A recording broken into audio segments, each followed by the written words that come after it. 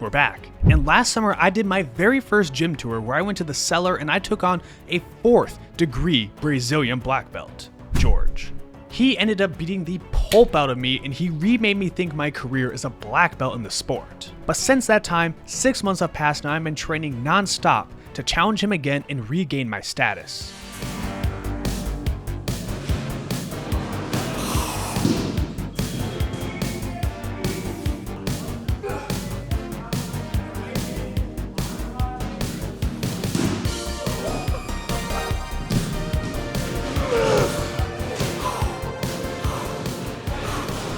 This is George's face when I'm done with him.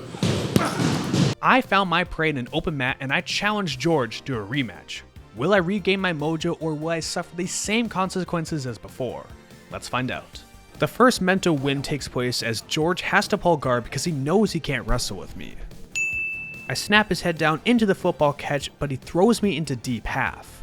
To counter him, I put my butt to the mat and over his shoulder so I weigh too much for him to sweep me over onto my side. You can tell those bar-only deadlifts are really adding up as my weight is too much for George to handle. Realizing that my weight is crushing him, he pushes my arm and he uses this as an exit to go to the back door and enter backside ashi. Now my heel is in danger, so which leg should I push to defend? A or B? Now if you're smarter than a Tyler, you chose B. Unfortunately I chose A, so I had to tap. Alright, not the best way to start the round, but there's no reason I can't pull this one back. All I have to do is pass his guard, which has been an impossible task so far, so what really could go wrong from here? Well, he could do some spinning stuff, because that always turns out so well for me. Or I could try some pressure passing, which is great so I don't get foot locked, but I'm not known for these types of passes. My go-to of jumping around like a wipeout just isn't working, so I go into his guard, but it looks like George also has a lonely nightlife because I could not break this grip no matter how hard I tried. I got caught being too greedy and putting my hand in the cookie jar, so I need to pull my knee backwards and transition into the body lock. Or at least that's what I should have done if I didn't have such a smooth brain, but I put my leg up so he could go right into an ashi. Now I've been watching instructionals, so I bring my right leg in to start fighting his grip, but my pathetic leg strength doesn't seem to bother him. He turns my heel and I'm forced to tap again. Now according to 23andMe, I should be getting a 2% power buff during the month of February, but it doesn't seem to be working here. Nonetheless, third time's the charm. Until George starts going for my leg and now things are already looking a little bit nastier. Thankfully I freed my knees so I'm able to counterattack with my own leg lock and potentially set up a toe hold. You can tell George really feels threatened by my leg attacks. Now by some miracle I actually went into a leg entanglement and I didn't come out of it tapping. That's some good progress for me and I have to follow up by hitting him with a quick knee tap so I can stay on top. Then I eat a quick little kick to the face before I'm lovingly caressed by George's hand. I'm running out of options here to try and pass his guard because the standing passes aren't working. I'm trying to bring my weight to the mat, then bring my crown to his head so I can keep him pinned to the mat, but George attempts his favorite sweep and he knocks me over until I can go to the body lock on the opposite side to stay on top. Now this would be an excellent position to begin Nicky Rod's body lock passing, but that wasn't for me. Instead I'm going to beat my head against the wall by going for the same pass until I jump off the deep end and start diving on his leg. I'm trying to do mental gymnastics to justify that attack, but really I just try to keep this entertaining. You can see him attempting my own wipeout version of a heel hook and he tries to backstep, but I catch his leg so he isn't able to roll to my back. I'm attempting to pinch on his knee and hip so I can control his leg, but he sits up so he can clear his hip, then he comes down to 50-50 so he can counterattack. George sets up a figure 4 over my hip to put himself into 80-20. This means I'm going to have to readjust his leg so I can get back to the 50-50 and I can start turning to my side to hide my heel and working out a backdoor escape. To help me in this situation, I start turning his knee so I can pull his foot out of there, clear my knee, and I can roll out to safety. Now before we get into the rest of this roll, this video is sponsored by Gold, and they want to give one of you a free bag. Gold makes some of the best bags I've ever used for carrying all my jiu-jitsu gear and looking stylish at the same time. They offer tons of pockets and space where I can put my gi, shoes, mouthguard, water bottle, and anything else that you can think of.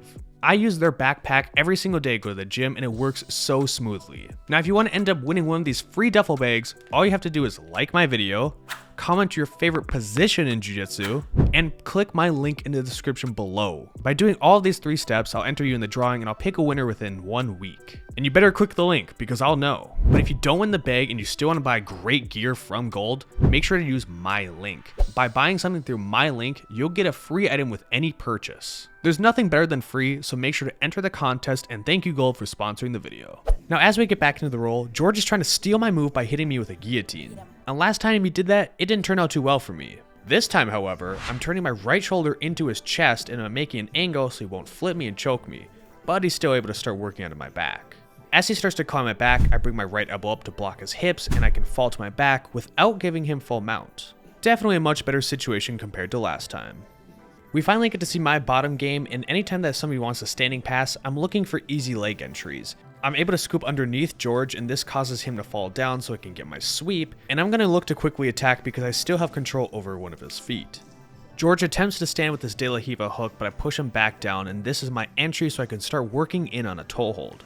I think toe holds are pretty good, except for I'm not nearly as big as Nicky Rod, so when I'm turning his foot and pushing into his rear like I'm supposed to and George is doing absolutely nothing for defense, I still can't finish it because he must have some titanium ligaments from Brazil.